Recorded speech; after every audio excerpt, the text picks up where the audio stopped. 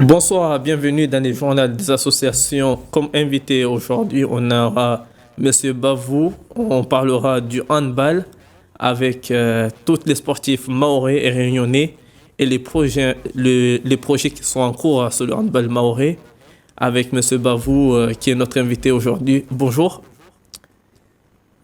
Bonjour. Oui, on va parler du projet qui va fâcher un petit peu tout le monde. Sur le handball mahorais et le handball réunionnais.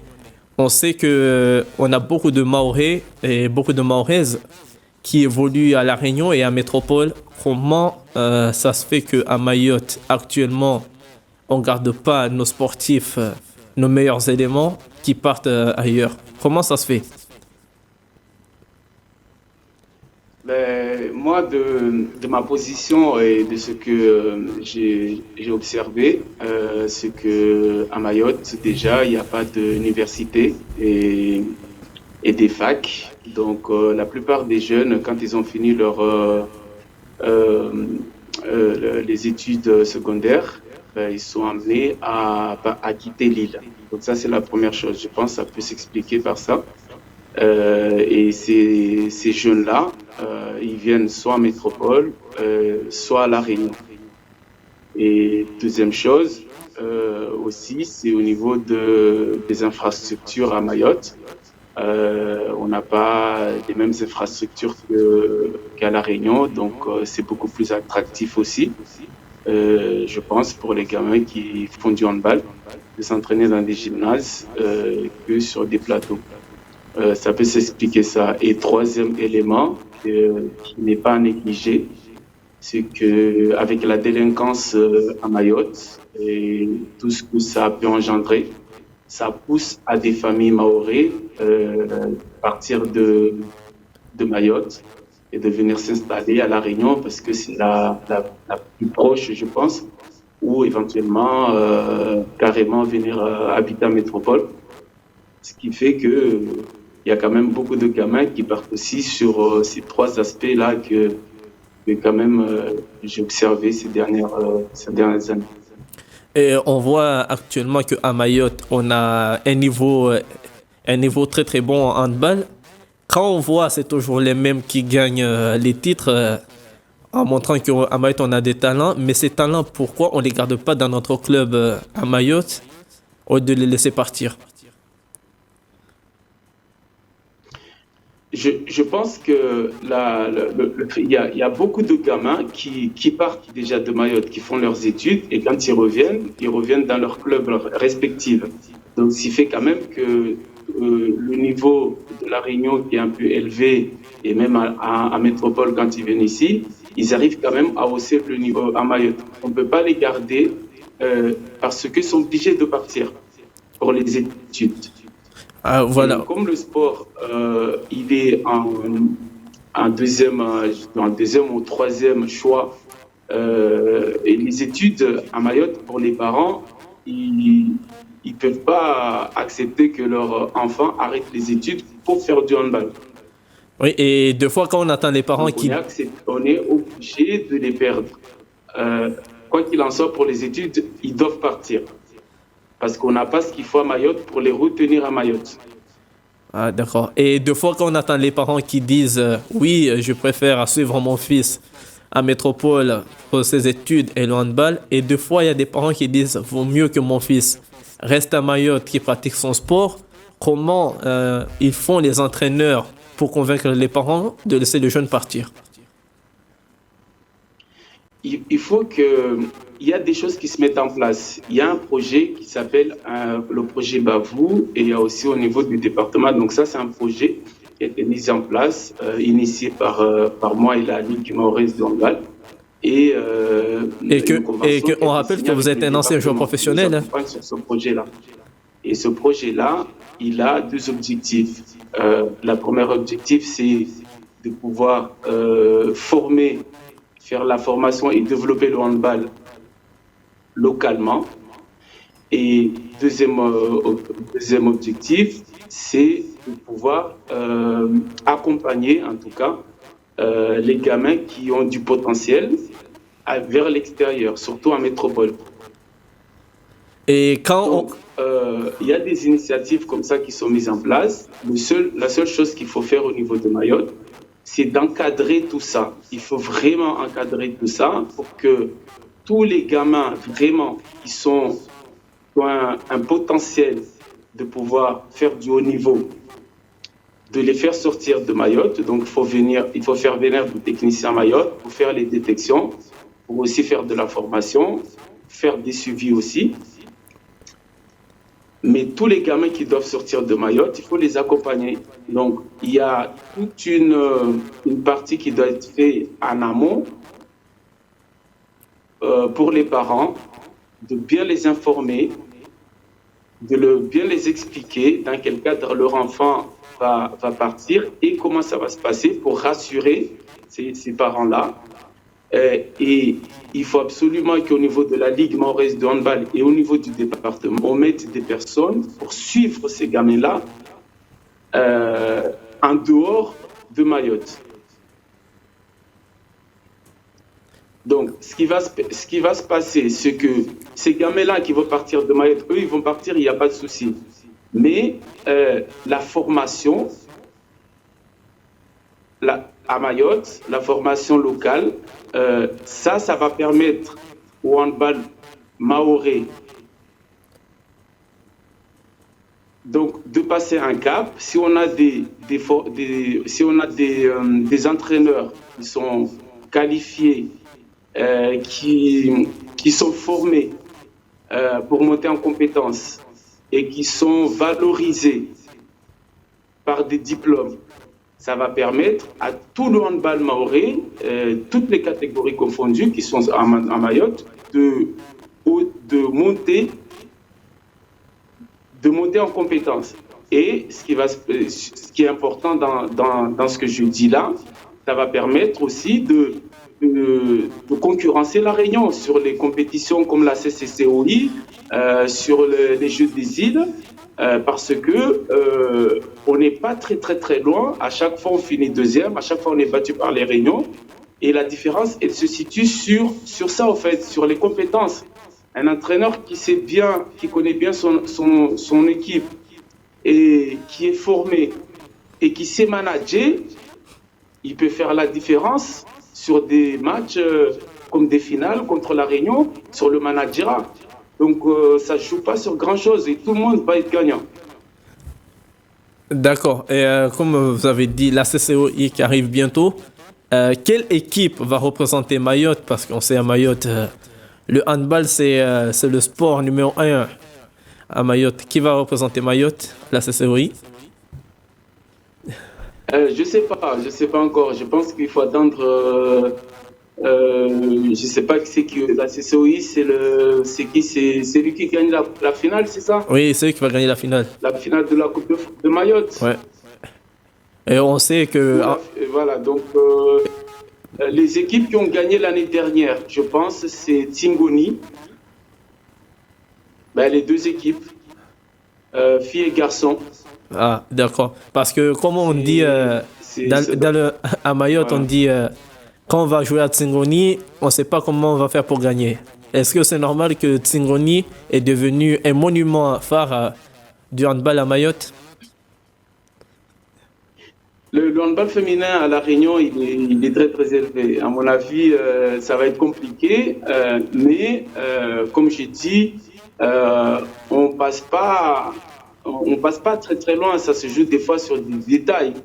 Mais c'est vrai que La Réunion, au niveau des filles, ils ont un niveau quand même assez élevé. Et les garçons, par contre, je pense que les garçons, on peut plus les accrocher parce que l'équipe de Tingoni, je ne sais pas s'il y a d'autres équipes qui vont être engagées, qui vont engager pour la CCOI, peut-être les équipes finalistes.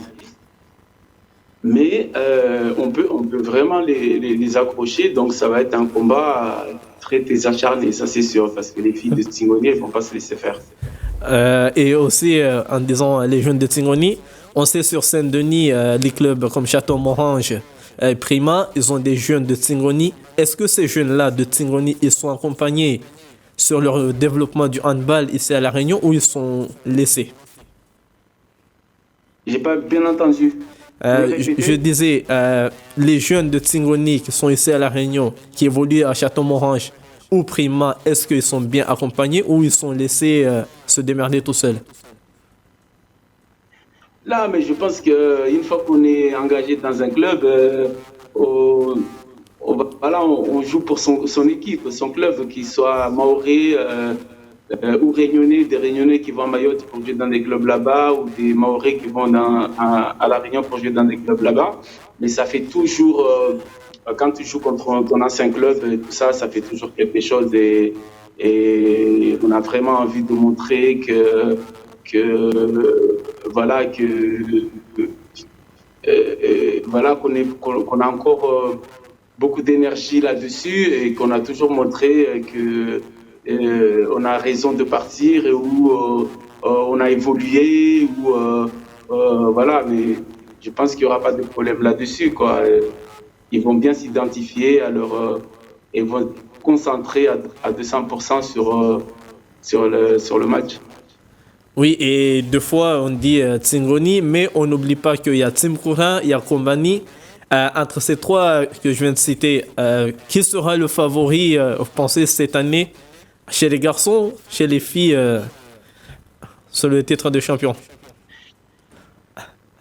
Ben, j'ai pas de favoris, on peut pas dire. Vous savez, on sait tout simplement qu'à Mayotte, ce qui est dommage d'ailleurs, avant que le championnat commence, on sait déjà plus ou moins les équipes qui vont finir premier, deuxième, troisième, plus ou moins ceux qui vont battre. Donc, ça serait dommage que les autres équipes aussi y participent à ce genre de fête parce que c'est pour ça qu'il faut absolument insister sur la formation de tous les bénévoles qui entraînent dans ces clubs-là. On leur donne les compétences pour que eux aussi, que dans quelques années, une fois qu'ils ont bien travaillé avec leur club, qu'ils viennent aussi batailler pour battre Tingoni, pour battre Kombani, pour battre Timkoura, pour battre Tchanga, parce que c'est les grosses équipes et TCO aussi qui sont pas mal, qui commencent à monter en puissance. Et pour changer un peu ce tabloïd qu'on a depuis des années, et pour donner la chance un peu à tout le monde. J'ai pas vraiment de favoris, mais moi je soutiens vraiment le handball parce que je suis un amoureux de handball. Le handball et tous les bénévolats, surtout tous les bénévoles qui s'investissent dans ces clubs-là, qu'il faut vraiment remercier parce qu'ils ne sont pas payés à Mayotte. Et il faut vraiment les accompagner, tout le travail qu'ils font avec les gamins hein, et avant qu'ils arrivent en senior. Il faut vraiment qu'on arrive à accompagner ces bénévoles pour bien représenter le handball maoré, quoi. Oui, on a vu l'année dernière, il y a des jeunes handballeurs maorais. D'autres sont venus à La Réunion, d'autres sont partis dans des centres de formation en métropole. Et comment ces jeunes-là, on les repère? La détection, ben, ça se fait une pratique. Ben, en ce moment, on va essayer de mettre en place, comme je vous ai parlé du projet Babou, avec un partenariat avec Thomas de Mayotte et la Ligue mahoraise qui porte ce projet-là. C'est compliqué parce que Mayotte, c'est très très loin et c'est très isolé. Donc il faut que nous, on arrive via ce projet, à faire venir des techniciens de la métropole pour venir voir les gamins directement à Mayotte. Donc ça permet de voir le maximum de gamins, ou voir tous les gamins, et de ne pas passer à côté d'un gamin qui n'a pas été détecté, qui n'est pas spécialement dans les sections sportives ou dans les sélections intercom et interligue. Mais il y a aussi des gamins qui sont très très bons et qui ne sont pas dedans et qu'il faut qu'on arrive à faire une détection 100% pour ne pas passer à côté d'un talent qui est caché quelque part. Donc c'est déjà ça. Et la deuxième chose, c'est les compétitions entre îles, comme les Jeux des îles, comme les finalités de National 2, National 3 qui se déroulent en métropole au mois de juin, enfin à chaque été, où Mayotte rencontre les autres équipes de l'océan Indien, enfin des Dom-Tom Martinique, Guadeloupe, Guyane et tout ça, et aussi des équipes métropolitaines. Ça permet d'avoir une visibilité des gens qui se déplacent pour venir ces matchs-là, pour repérer des jeunes, pour repérer aussi que ce soit les jeunes filles ou les garçons. Et ça passe par là. Il faut vraiment qu'on arrive à avoir une belle vitrine sur les matchs comme la Coupe, la CCCOI et les Jeux des îles. Mais aussi, quand ces équipes-là viennent en métropole, il y a une visibilité là-dessus. Mais il faut que le plus important, c'est de faire venir ces techniciens-là à Mayotte pour voir le maximum de gamins et qu'on puisse mettre des programmes de formation et de suivi à long terme pour que les gamins qui n'ont pas le niveau, par exemple, d'une année à une autre, qu'on puisse les suivre, leur donner les bases, les fondamentaux, pour que l'année d'après, ils puissent peut-être intégrer un centre de formation, un pôle, ou même des équipes professionnelles, National 1, National 2, c'est de très très bon niveau, en métropole. Est-ce qu'on a des jeunes réunionnais, des jeunes réunionnaises et des mahorais qui évoluent dans des niveaux plus élevés en métropole, comme la Nationale 1 ou la Nationale 2? À La Réunion, il y en a beaucoup. De toute façon, pour moi, j'ai connu, comme Laila, mais Laila, elle a arrêté, elle est descendue. Mais au niveau des jeunes, il y en a beaucoup en ce moment. Surtout La Réunion, des Réunionnaises qui évoluent dans les équipes, déjà dans les sélections de France, des sélections de France jeunes. Mais il y en a aussi qui évoluent en National 1, en National 2 féminin, en Pro League et en première division féminine. Moi, je connais, il y a comment elle s'appelle déjà, Mélissa Gatz aussi, qui évolue qui est une réunionnaise qui évolue ici. Ça, c'est une ancienne, mais les jeunes. Donc, il y en a pas mal. Mais à Mayotte, il n'y en a pas beaucoup. Il y a la fille de Abouchirou, Tania, qui est au centre de formation de Metz. De Metz Handball. Il y a aussi une autre fille d'une Mahoraise aussi qui est au pôle de Dijon.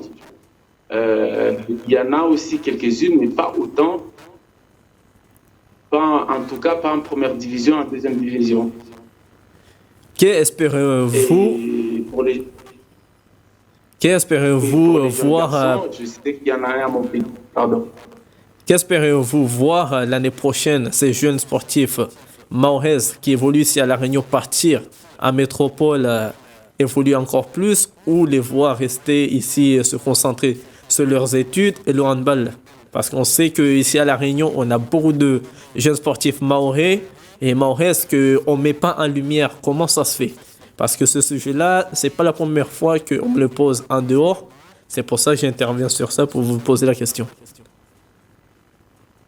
Le passage à La Réunion, c'est un passage plus ou moins, obligatoire. Mais il ne faut pas que ces gamins-là restent à La Réunion longtemps. Plus tôt ces gamins-là ils peuvent partir en métropole, mieux ça sera pour eux. Au niveau des études, je ne m'en fais pas parce que si ces gamins-là rentrent dans un pôle ou dans un centre de formation, c'est très strict, c'est très organisé. Donc je ne m'en fais pas pour ça parce qu'il faut qu'ils soient bons dans le sport et dans leurs études. Donc quoi qu'il en soit, ils ne vont pas se retrouver dehors comme ça du jour au lendemain parce que c'est vraiment très encadré. Donc, le truc, c'est que c'est bien qu'ils passent à La Réunion parce qu'on a depuis des années des conventions avec le CREPS de La Réunion, le pôle de La Réunion et tout ça pour faire venir des gamins.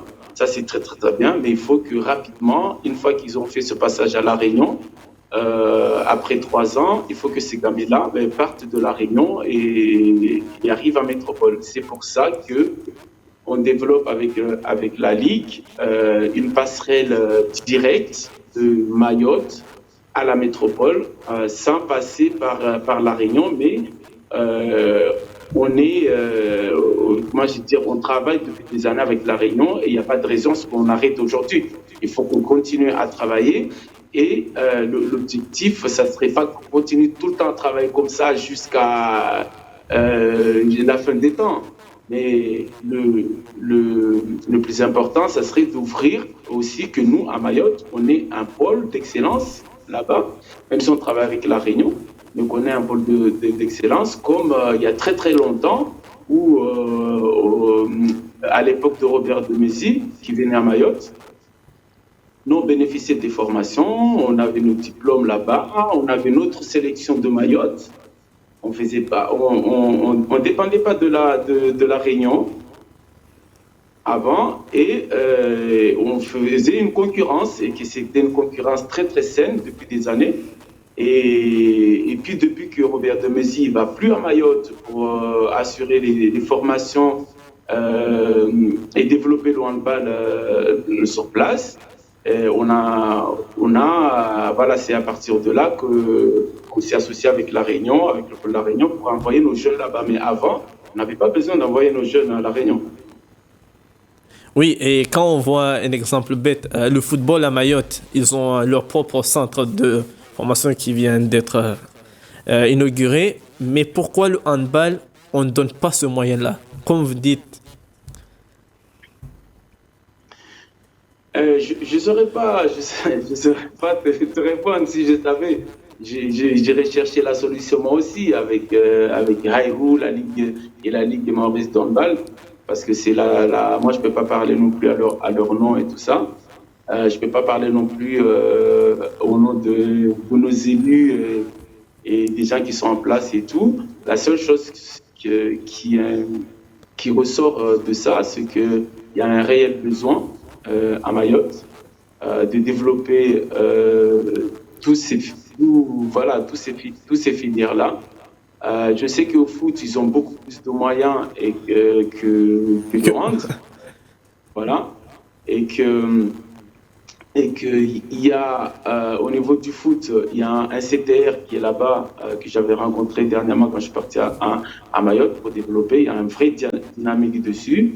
Il y a une personne qui est là pour développer le handball. Et ça, on ne l'a pas à la Ligue. À la Ligue, on n'a pas comment je vais dire, quelqu'un qui est payé, on n'a pas un conseiller technique à la Ligue de Maurice d'handball.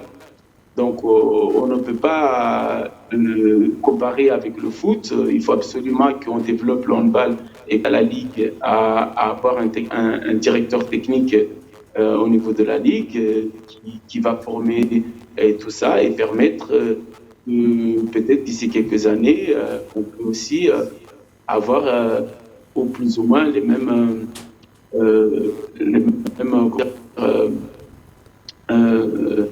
dessins que le foot, quoi, qu'on arrive à avoir la même image que le foot avec ces moyens-là pour sortir ces gamins parce qu'on a du potentiel à Mayotte. Ça, il n'y a pas de doute, il y a du potentiel. Il y a des bénévoles qui sont engagés, qui sont investis. Il faut pousser les lignes, il faut essayer de bouger les lignes pour que ça se débloque, cette situation-là, et qu'on permette aussi un accompagnement financier, un accompagnement pédagogique pour répondre à ce manque à Mayotte. Oui, et aussi, on disait, il y a des Réunionnais chaque année qui partent en métropole pour le handball. Mais ici à La Réunion, quand on voit souvent dans des clubs, il y a beaucoup de Mahorais, moins de Réunionnais. Comment ça se passe-t-il? Est-ce que les Réunionnais sont plus avantagés que les Mahorais sur le handball ici à La Réunion? Il y a pas de. Moi, je peux. Enfin, c'est compliqué le seule chose comment je dis dire. Là, tu vas me mettre un peu à parler des sujets qui sont un peu sensibles. Oui, les sujets qui fâchent. Je veux dire, et ce qui est tout à fait normal. Les Réunionnais à La Réunion, c'est normal qu'il favorise les Réunionnais. Ça aurait été à Mayotte, ça aurait peut-être été aussi pareil, la même chose. Si le pôle il était à Mayotte et que c'est nous qui étions gérants de ça, peut-être aussi qu'on aurait passé plus de gamins maorais que de gamins réunionnais. Les Réunionnais seraient venus, voilà, c'est pas normal, ça devrait pas se passer comme ça. Le truc, c'est qu'il faut que c'est les meilleurs. C'est les meilleurs qui doivent partir. S'il y a 10 meilleurs maorais et 10 moins meilleurs réunionnais, 5 réunionnais, c'est 10 maorais qui partent et 5 réunionnais. S'il y en a 10 meilleurs réunionnais et 5 maorais, mais il faut que ça soit... on ne peut pas... comment je veux dire, faire du favoritisme là-dessus. Il faut être juste. Il faut être juste. Mais à La Réunion, les gens qui s'occupent du pôle de la formation là-bas, c'est des Réunionnais. Il n'y a pas un seul Maoré, il n'y a pas qui prend la décision, qui participe à la décision de ça. Donc, c'est tout à fait normal. Et si tu regardes au niveau international, à La Réunion, il y a Jackson Richardson, il y a Narcisse, il y a Nicolas Claire, il y a Bud Spencer, il y a Lachimi. En fait, il y a Payet, il y en a plein de joueurs qui ont touché le niveau international et tout ça, qui sont venus jouer en métropole. À Mayotte, il n'y en a pas beaucoup. À Mayotte, il n'y a pas vous. Et c'est tout. D'accord, merci. Là, il n'y a pas photo. Je veux dire, voilà, ça se comprend. Et c'est comme ça comment les choses se passent aujourd'hui. Pour que nous, on puisse avoir un pourcentage plus élevé, il faut que déjà, on commence par Mayotte, comme je vous ai dit, que nos gamins, quand ils arrivent à La Réunion, ils soient au-dessus des Réunionnais et qu'on apporte autre chose que ce qu'on est en train d'apporter maintenant et qu'on essaie de voir avec la Ligue pour qu'à un moment, on représente aussi une personne au niveau du CREPS qui prenne les décisions aussi pour défendre les Maorais, pour représenter les Maorais. Un peu, c'est tout. Mais il n'y a pas un Maoré en ce moment qui a les compétences. Ça peut être, je dirais, Ali Karine, mais Ali Karine, il travaille au département. Ça peut être Hassan Ali, mais Hassan Ali, pareil, il travaille. Voilà, on va terminer pareil, sur ça. Je pense au niveau de la Ligue et tout ça. Il y a Gaël qui peut faire ce travail-là, mais il faut faire la demande, en tout cas, pour intégrer un Maoré dans ce fonctionnement à La Réunion pour ça. Mais il faut qu'il ait les compétences, il faut qu'il ait les diplômes fédéraux et il faut que demander au niveau de la Fédération française de handball. Merci, monsieur. Merci. Voilà. Merci, monsieur Bavou, de nous avoir répondu à ces questions-là. Et on reviendra vers vous pour les prochainement, je pense, pour la CCOI. On espère que ce soit l'équipe favorite de Mayotte qui vient ici. On vous remercie à vous tous de nous avoir suivis sur Journal des associations. Et bonne soirée à vous. Et encore merci, monsieur Bavou, de nous avoir accordé cette interview. Voilà, c'est moi qui vous remercie. Je passe un petit coucou à tous mes amis à La Réunion et à Mayotte aussi, toute la communauté mahoraise. D'accord, merci beaucoup. Et à bientôt, merci de votre invitation. Merci beaucoup, monsieur Bavou.